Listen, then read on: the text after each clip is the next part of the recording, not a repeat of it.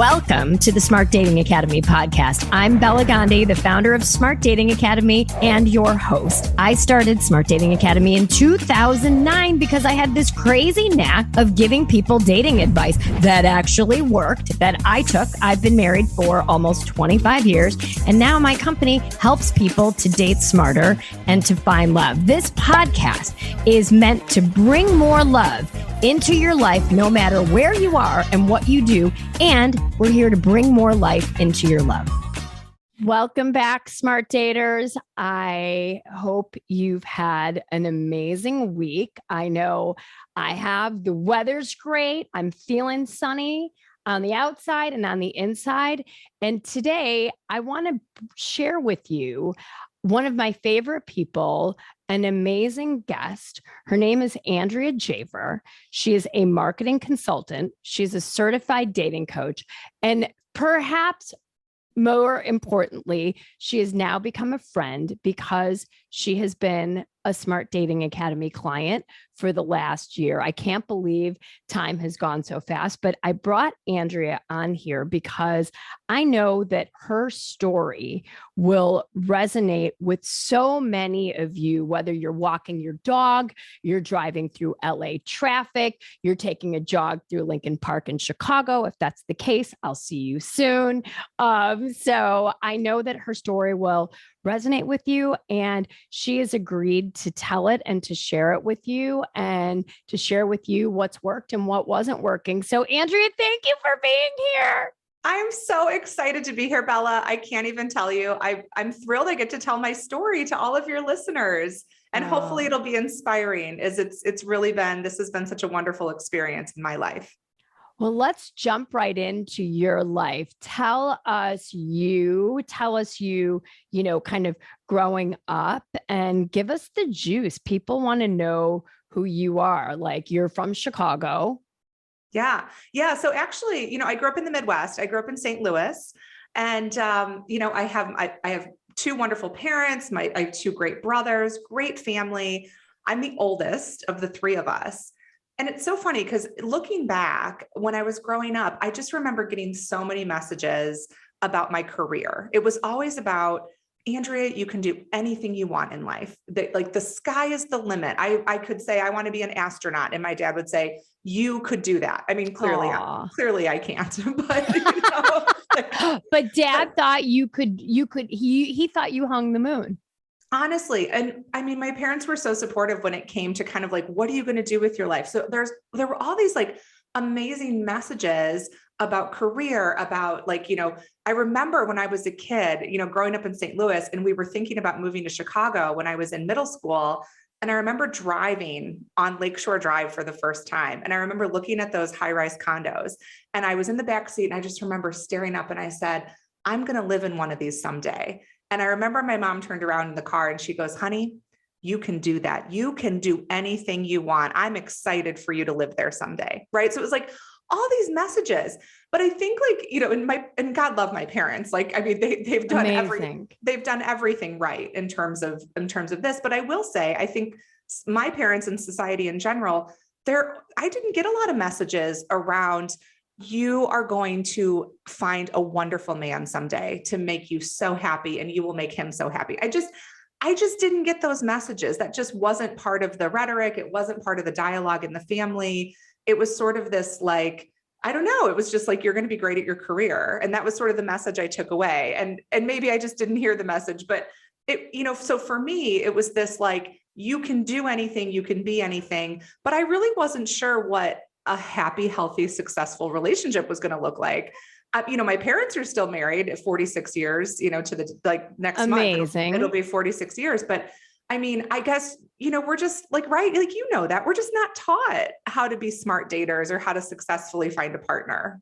No. And what I find that's so similar with so many of my clients, whether their parents had happy marriages or, complete discord and chaos in their relationships, that as a culture, we're not giving our kids enough guidance around dating and relationships. It's like we've become very laissez-faire and like, well, I don't want to interfere. I don't want to, they just need to find a person that's going to make them happy. I don't want to push them away. And having two teenagers, I can tell you, I'm going through that at this moment, but it's really about, the messaging. We're so focused on what do you want to be when you grow up? And I love that your parents said you can be and do anything that you want to be. And I think that it's so curious that we just expect our kids and all of us to just have love magically appear when we're ready for it. But to your point, I couldn't agree more. We're not, it should be an and. You can be anything you want to be, and you can find the lid to your pot while you're doing that. Well, and it's like you can do anything you want and have someone in your life who is so supportive of you and helps you fulfill those dreams. Like, you don't need anybody, but you can have somebody there to support you, right? Like so it is the and, right? And I think what was hard for me is then, in my 20s, like, I graduated college, I moved, I was in Milwaukee for school, and then I moved to Chicago on my own. My parents weren't living here. I was like, got my Lincoln Park apartment, 600 square feet with a roommate, like could barely afford to buy groceries other than, like ramen noodles, so it was like all my disposable income was just like going out to the bars on the weekends. Like that totally. was it, that's what we all did.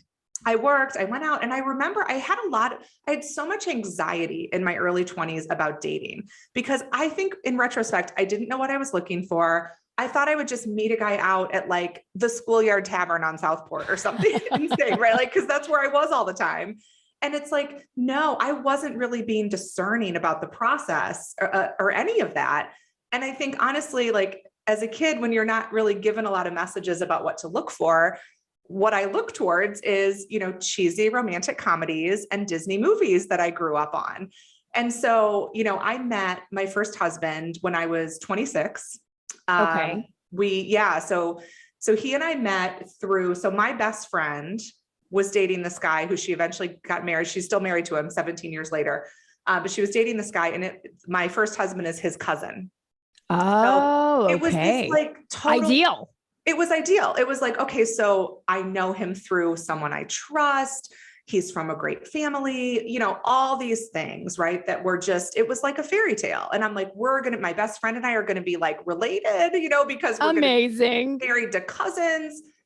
And it was also this time in life where I was 20, I think I was 28 when we got engaged, and then 29 as we're getting married. And at that time, I mean, hilariously, I can say this now in my 40s, I'm like, I felt like the clock was ticking. I have to have children. I mean, I want to have kids. I want to have the house in the suburbs and all this other stuff.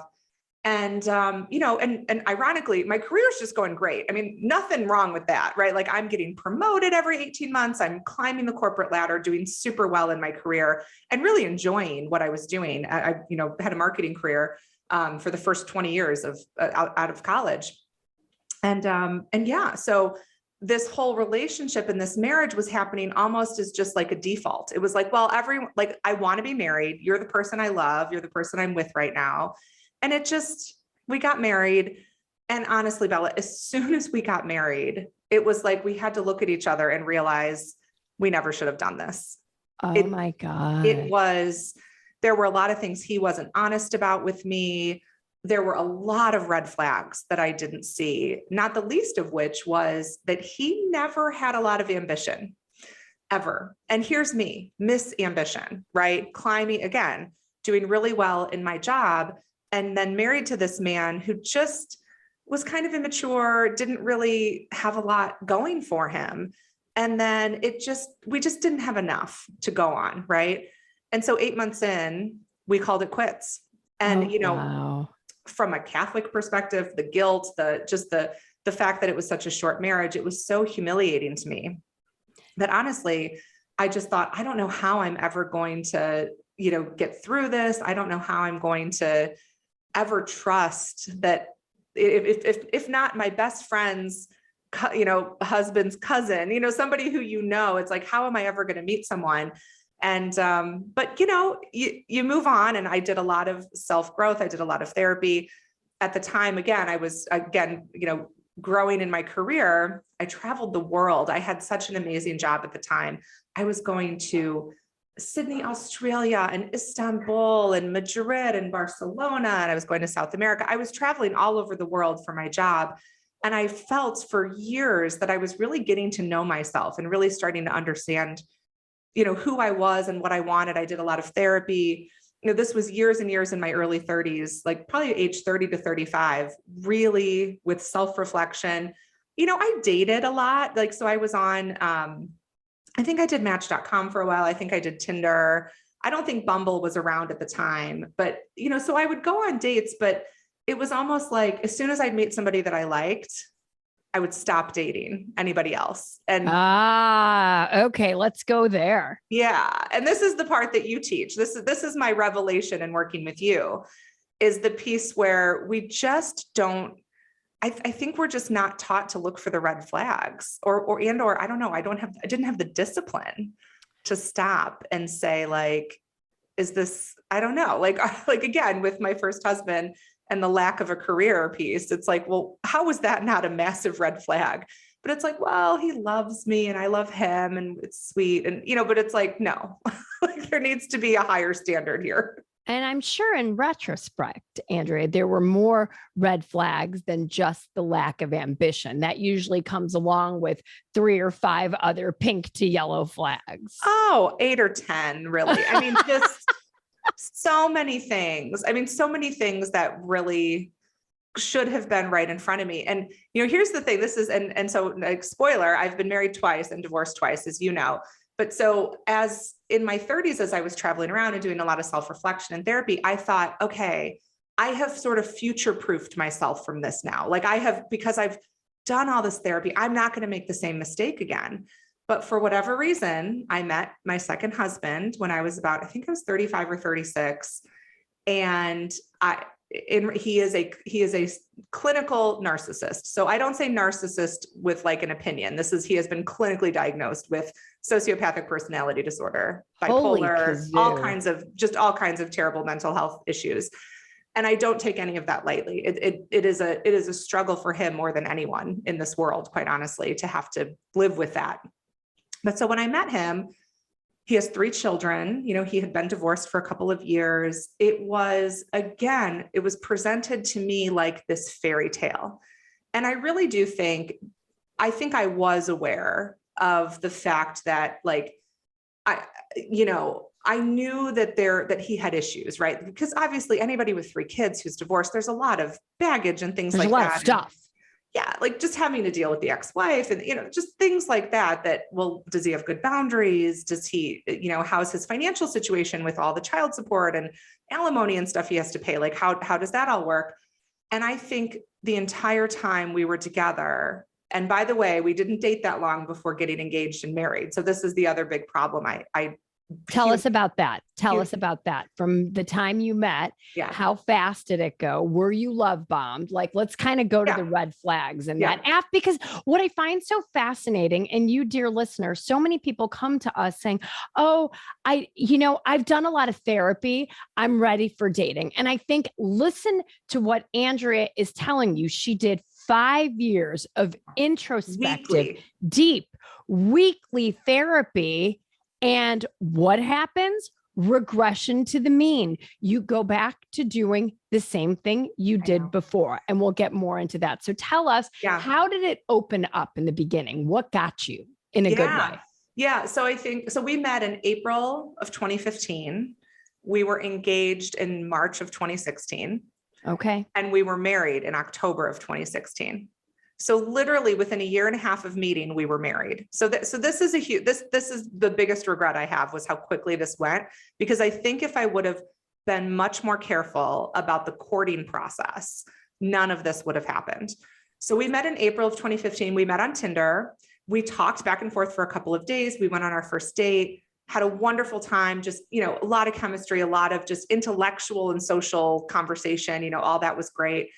And, getting to know him, it was almost as though when I look back at it, I think with his personality disorder, I think, and he's really smart, right? He's like left brain, right brain. He can speak on a stage, but he also is super smart with numbers and programming and things like that. I think he was always a step ahead of me. It was almost like he listened for the things that I was looking for and served those up on a silver platter to me. Absolutely. I was duped from the very beginning, completely hook, line, and sinker. He knew I wanted a family. He knew I was anxious about getting older, right? So I was in my mid 30s. I'm like, I want to have children. He had 3 beautiful children. The things that he dangled were things like, well, I'm so protective of my kids. I'm such a loving father. I want to go to a child psychologist before you meet them. Let's do it the right way. So we did that, right? Like which I thought was great. I'm like, oh gosh, she's so careful about it. Yeah. Little did I know until way after we were divorced, his ex-wife told me he never even wanted to see the kids. Like she had to beg him to be with them. This was all a show for me, right? This was a show because he met a woman who wanted to have kids. And so he, and I think he struggled I think he still struggles with that back and forth, trying to figure out how to make his kids a really meaningful part of his life. And again, it's the mental illness piece that's really hard. But oh my gosh, that's unbelievable. So for those of you that heard the episode from a couple of episodes ago on love bombing versus love seeking, love bombing is what happened here to Andrea. If he listened for the things that motivated her, the things that she wanted, and then doled them up fraudulently on a silver platter, right? And so this is where dating slowly and knowing what the red flags are and understanding those and asking the right questions and pushing back can really help you. And if you haven't heard that, please listen to Love Bombing versus Love Seeking, because there are questions that you can ask that can really get to the bottom of, is this a good person or a bad person? Is this a romantic or is this a person that's trying to dupe me, as you so eloquently said?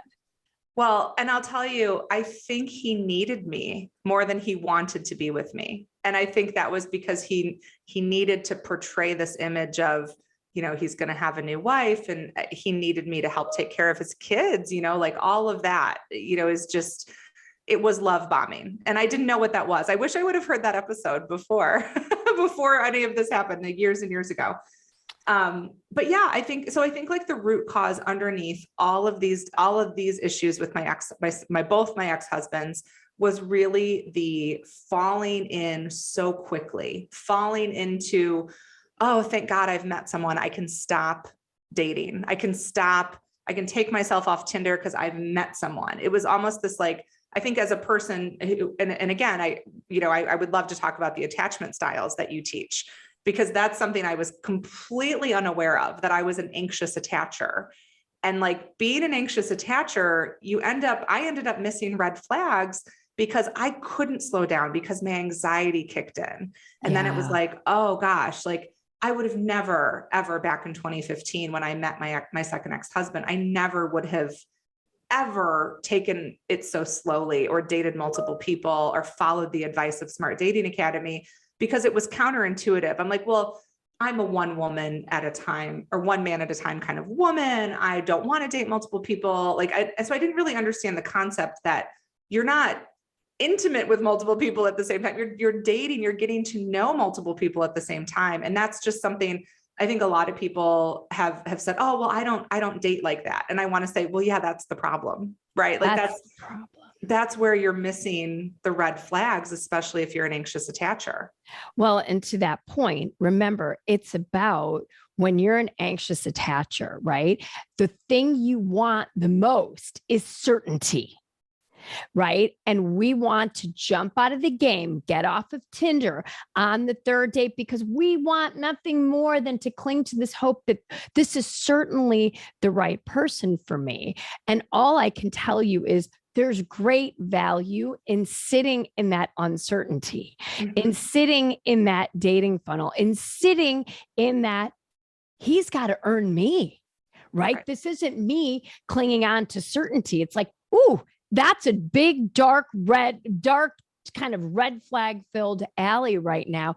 And being number one, willing to acknowledge that, yeah, oh my God, I am an anxious attacher, even though by the books, my parents are in a happy marriage. I should be securely attached. There's no shoulds in this process. We are who we are for 100,000 reasons, right? So knowing that you're anxious and being able to sit in the uncertainty of slow dating is, I know, something that you learned later in the game with us, but we can come back to your second marriage and close any loops you want. So that went fast. Yeah. I mean, it was just, I think it was so fast and it was so devastating because children were involved who loved me and who, I mean, still love me and I still love them. And it's wonderful because we still have a relationship. But I will say, I regret so much how quickly that went and how I got so swept up once again in this fairy tale. And so if you can imagine, you know, and when I met you years later, so I'm divorced in 2018. I mean, again, this was all very fast. So divorced in 2018, trying to pick up the pieces of my life and really giving myself a lot of time before actually trying to get into a long-term serious relationship. So when I met you, and I guess it was 2021, right? It was last year, I think. We were introduced. I think you said it was like the universe was pointing you in this direction. Yeah. You're like, I don't remember. We have one common friend and then 10 others. It seemed like that were pointing you like, hey, you need to do this. Yeah, exactly. So it was like, it was just when I met you, I had just, I had dated someone after my divorce, just, for just a little over a year, loving relationship, just not a long-term one, amicable breakup, all that good stuff. And when I met you, I just remember thinking, gosh, do I really have the energy or the confidence or the trust in the world to try to do this again? And I thought, you know what, this is such a different approach than therapy. And I believe in therapy, of course, but like, this is such a different approach. You guys are specialists in helping people find that good husband quality in someone.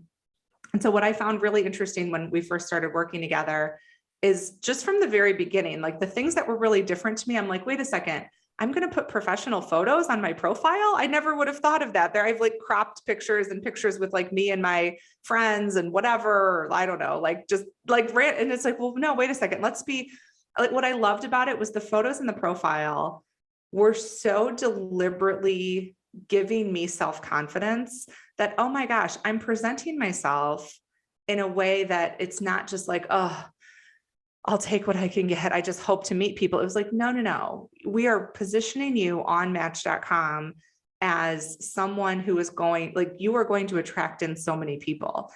And it's true. The whole experience, I felt like I was truly repositioned in the online world, but also I think it was because the process repositioned my internal confidence. And so many, I mean, the girls, like a lot of girls I work with in their 30s are like, the single ones, they're like, oh, I'll just take what I can get, or, oh, there's just not great guys out there. And I'm sitting here thinking, if like flip that script, right? Like you've got to be super positive about it. You've got to be, I think you call it, I call it belligerent optimism, but you call it something else. Psychotic optimism. Psychotic optimism, right? Like having that psychotic optimism, I think was probably my biggest asset in the process with you, because I'm very extroverted. I'm able to meet people very easily in real life. But then in the online world, it was like, well, I have to be really, really optimistic that there are still great guys out there, even in their 40s, right? Or 50s, like whatever, like that in my age range, that there will be great men out there to meet.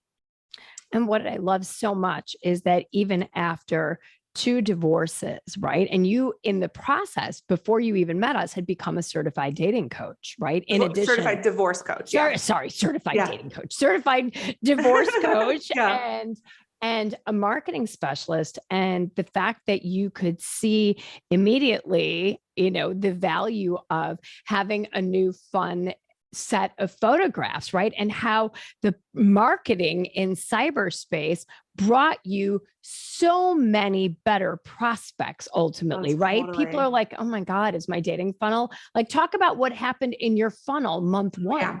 Oh my God. Month 1 was so fun. I mean, last summer, Bella, was probably the most fun I've had dating ever, bar none. I mean, so it was like, launching the profile. I mean, doing the photo shoot was really fun because, as you said, so I have 20 years of a corporate marketing career, very traditional, very much working for big companies. And after my second divorce, I needed time. I needed to heal. And I totally, as you know, repositioned, became a certified divorce coach. I still work with women one-on-one. It's a wonderfully rewarding part of my life and part of my job. I still do love marketing, and I've started to do more marketing again after 2.5 years of doing the coaching exclusively.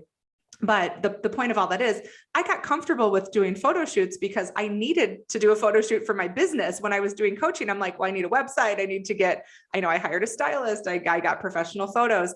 So working with you to do the photos was not a big step for me. It was like, okay, this is kind of fun that we're doing this process.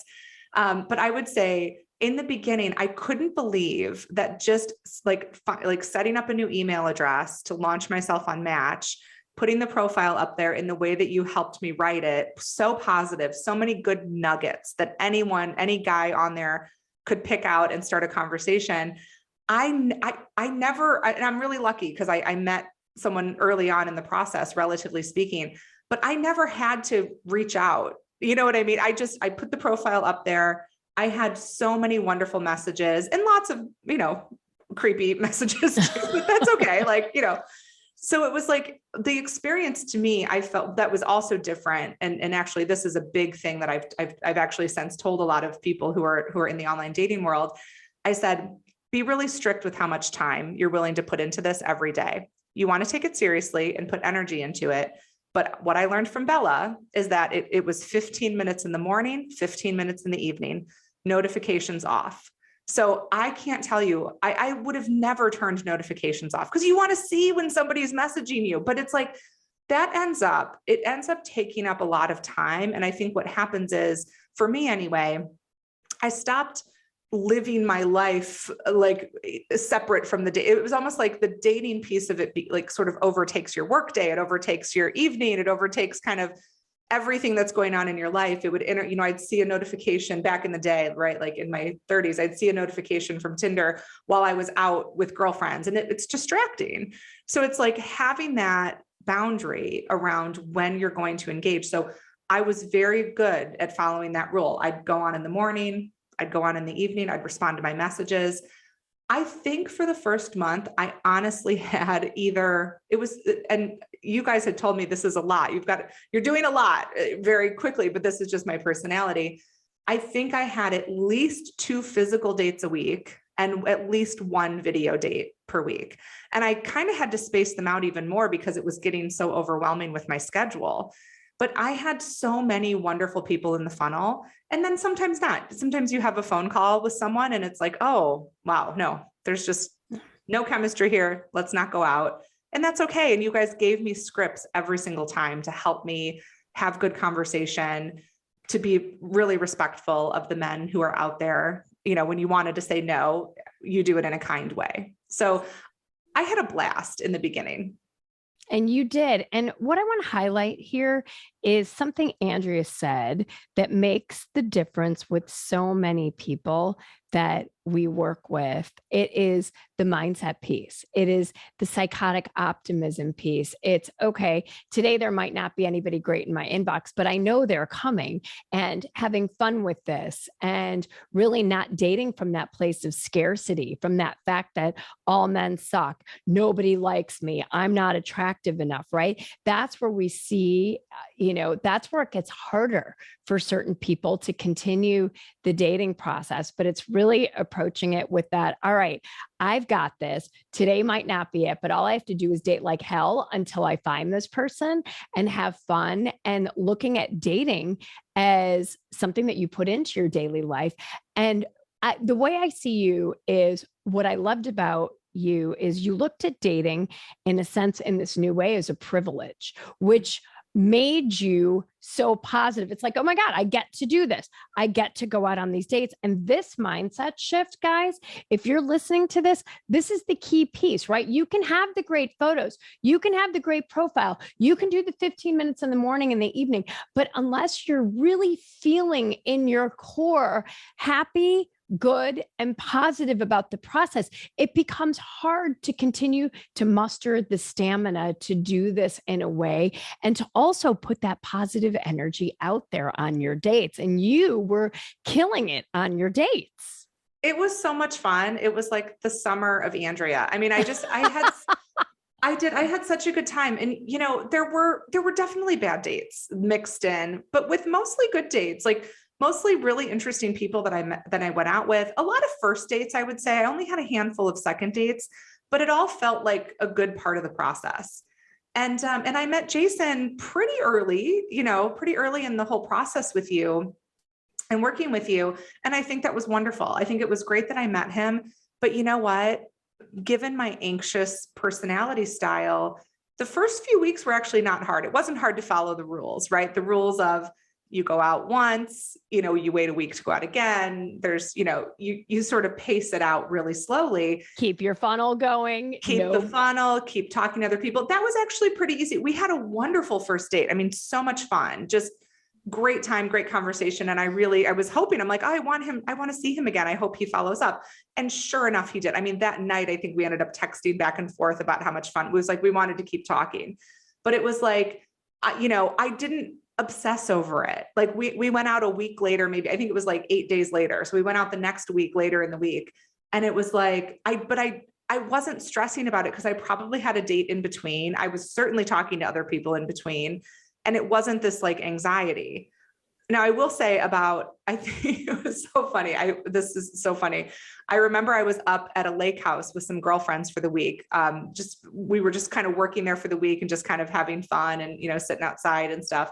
And this had to have been, I'll tell you exactly how far it was into meeting him. So we'd been going out a little while and I had a call with Lindsay on your team. And I'm like, oh, Lindsay, I like him so much. I don't want to go out with anyone else. Like, I just need to be done. And she goes, okay, put me on speakerphone and open your calendar. I'm like, why? She's like, open the calendar. She goes, look at the calendar. When was your first date with him? I'm like, July 14th. She goes, it has been 16 days since you've known this man. You are not going to be exclusive with someone that you have met 16 days ago. And I was like, what? Like, you know, that was the moment it was really hard for me and my anxiety was flaring up because I was worried. I'm like, well, what if I'm wasting time with these other people and, you know, what if he finds out I'm dating other people? And oh my God, like we didn't even have an exclusivity talk, by the way. I wasn't doing anything wrong. You know what I mean? I was just going out, but getting through that week with Lindsay and with your team, it was so helpful to me to lean, like you said, to lean into that anxiety and to just confront it. Because I think from that point on, I felt less and less anxious as time went on. And so Jason and I continued dating. I think we dated for about 2.5 months before finally, and by the way, everybody I went out with in that time, every other first date that I had only solidified how much I really liked Jason. And I had a good time. I had a good time. Not like it wasn't, you know, weekly bad dates. It was just, in those 2.5 months, I think what I needed to do was really have the time to get to know him without being physically involved, without being exclusive, with just going out and having a good time and getting to know him and getting to know his world as much as I could, right? And then we had that, you know, exclusivity talk. And, you know, I brought it up. You guys helped coach me on it. And it was a hilarious night of follies that happened. We were sitting outside on the river in Chicago at one of those really beautiful restaurants. And I was really nervous to have this conversation. And I was wearing this really pretty summertime silk dress. And the zipper like busted on the side. Oh my God. So like the zipper came off the track. And I had a jacket on, but I was hot because I was nervous. I'm like, oh my God, my palms are sweaty. And I had to like go in the bathroom and try to fix the zipper. And then like I was taking the dress all the way off. This girl was helping me. It was hilarious. But I came back to the table and I forget exactly what I said, but it was basically like, so are we in a relationship kind of thing? And he looked at me like I was insane. And he was like, of course we are. You know, and it was this whole like, you know, rehearsing the drama. But after the broken zipper. And then I've, of course, told him, he knows all about Smart Dating Academy. And of course, I've told him all of this since, you know, this is last year. But He thinks the whole thing's funny. He goes, Andrea, I didn't go out with anybody after we met. He's like, he's like, no, I was really, really into you. And, he goes, I would have waited 6 months if you needed to. I would have waited even longer for you to be ready because you're just so wonderful. And I say about Jason to women who think, oh, there's no great guys out there anymore. No, Jason he's 45. He'll be 46 this Saturday. He is what I call old school normal. Like, he is from a wonderful family. He is a good guy. He says what he means. He doesn't do anything he doesn't want to do. He's not pressured into things. He's just a normal, good person. He doesn't put on airs. He's not, he's just like a really easy guy to be with. And he's very respectful. Sorry. No. And I've looked for the red flags, as you know. I mean, there's been like, well, could this be something? Because a lot of paranoia, right, for me, based on my experience. And I can say, I mean, I'm so incredibly happy with him. And like, I never, ever would have met him had it not been for Smart Dating Academy. First of all, I wouldn't have gone on Match. I wouldn't have thought that there'd be a difference of like paying for a service versus just doing Bumble or something for free. Not that you can't meet a great person. I had great dates from Bumble too.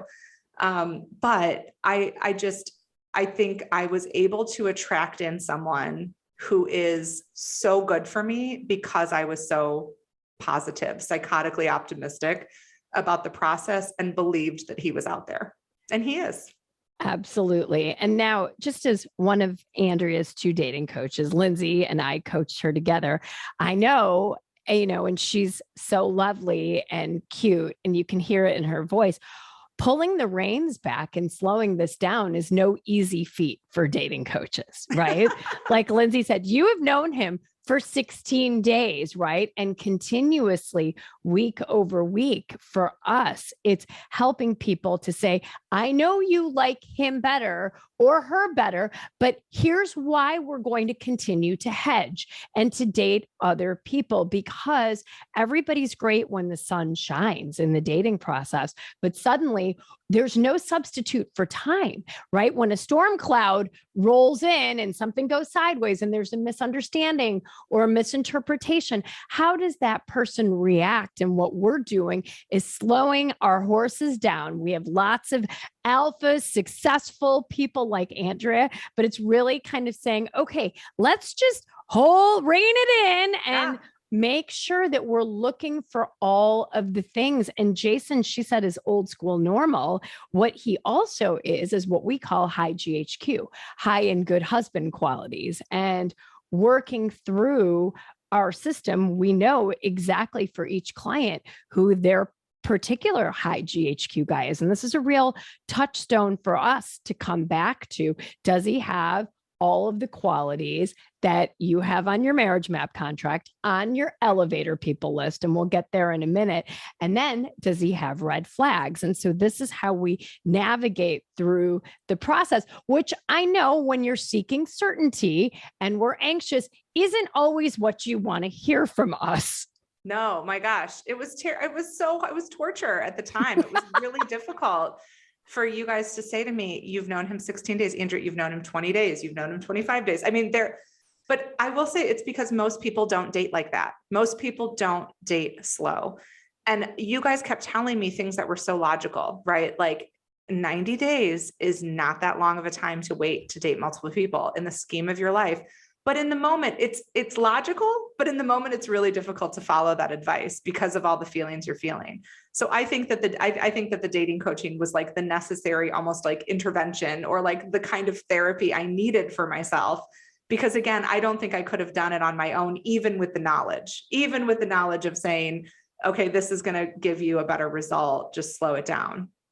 Even having been married to a clinical sociopath, narcissist, and people come in so often, and maybe you felt the same, like, I know the signs of a narcissist. I was married to one. And ultimately, but what the pull is, it's to do that all over again, because with regards to knowledge is one thing, right? People say knowledge is power. I beg to differ. Execution is power. Mm-hmm. Doing the right thing even when it's hard to get the right thing done, that's where you step into your power, and you stepped into your power as you started to do things right. Sometimes it's hard. You're sitting in the uncertainty, sometimes begrudgingly, like, why can't we just be exclusive at the 8th date? We're like, because you're not ready yet. The relationship isn't ready. And it's not necessarily that you're not ready, but we need to observe the dynamic between the two of you. But I can tell you, as Lindsay and I would weekly concur, we're like, this Jason guy looks pretty good. We've got a few more weeks, but let's make sure that he keeps ticking things off. So tell us now, you guys met late summer? Mid-July. We met mid-July of last year. So yeah, it's coming up on a year. And I mean, my revelation on elevator people has been, I mean, Jason is to a T, when you explain elevator people in your TED talk that I came to listen to in Chicago live, which was such a privilege. And when you talked about that in the coaching, he is the epitome, right? So when I have uncertainty about my career, well, because I've got corporate marketing, I've got coaching, I don't know what I'm doing next. I've got lots of options. And, he sits there and says to me, Andrea, don't stress about this one thing going on right now. He's like, you are so talented. The right people will find you, right? Like, I mean, just to have somebody who really understands me, who really listens to me, he knows me so well and cares about me so much. I have a very cute story on New Year's Eve. Jason and I were out, it's our first it's first holiday season together. We had met each other's families, which was amazing. And it was just wonderful. And New Year's Eve, I was the designated driver. So we had gone out to dinner, and we drove out to the suburbs where his friend works. We went to dinner, and then we drove back to the city kind of at it was like 11:30 at night. So it's almost midnight. We went to the bar in my neighborhood, and he'd had a few drinks, and, we had said we loved each other before, but it was really sweet. Right before midnight, I said, he said, I love you. And I said, I love you too. And he said, no. You don't understand how much I love you and how much you mean to me. And it just was this wonderful moment of this, no, you don't understand. And I thought, oh my gosh, I've never had somebody who's so emotive and who's so just authentic with his feelings. He's, not afraid to express himself, and he's so supportive of me. So, I mean, for me, it's my messages for all of your listeners is just don't give up, and don't ever feel like you're not going to meet a wonderful person out there for you. Keep your standards high, be confident in what you're putting out there. I mean, it's out there for you. Even if you've been divorced twice, like me, even if you've been divorced 3 times, 4 times, I don't care. No matter what you've been through, there's always an opportunity to really shift that complete confidence in yourself and to put yourself out there in a new way that's going to attract a different result. Oh, I have goosebumps. No, you don't understand how much I love you. I really love you. And how different does this relationship feel than any of your previous ones? Well, it just feels so authentic. And again, it's with people who have been with narcissists, I think what you have to remember is that the narcissist needs you to fulfill something in his or her life. The authentic, old school, normal guy just wants you in his life or her life, because that's just, they're just, it's this difference. I felt like I was, with my exes, I had to fulfill some kind of fantasy, which, by the way, they were doing the same for me. So it's when you're truly happy and you're putting yourself out there and you just want somebody to be with you and to share your life with you, that's when it all comes together. That's what's really different. Oh, I love that. And what would you say to someone who doesn't think it can happen for them, whether they are doing it on their own, they're working with Smart Dating Academy, they're just coming out of divorce? What advice would you give any man and woman about finding love? I think you have to tap into the most optimistic part of yourself. And even if you've said, well, I've tried that mental strategy before to be optimistic and it didn't work, try it again. Reflect, right? I don't care if as a coach, obviously I'm a big believer in mantras and, doing things repeatedly. Write down on a Post-it every single morning, I will meet a quality person in my life, and put it on your nightstand. And when you wake up in the morning, read it out loud to yourself.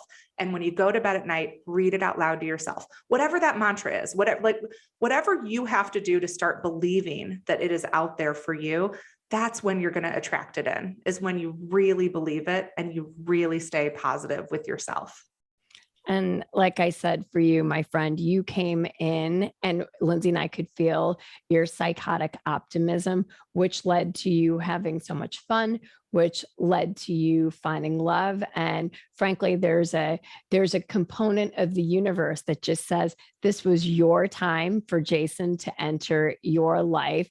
And you guys, he is cute as a freaking button. They're adorable as a couple. And Andrea, thank you so much for sharing your wisdom with us and for sharing your inspiration with our listeners. So I'm so excited. I have the privilege of calling you a client, but more importantly, my friend. So, and I can't wait to do a double date with you and Jason. Oh, likewise. Well, thank you for having me on the show. This has been wonderful to talk about my story. So, and thank you for all you've done for me in the past year. Oh my gosh, you're the best.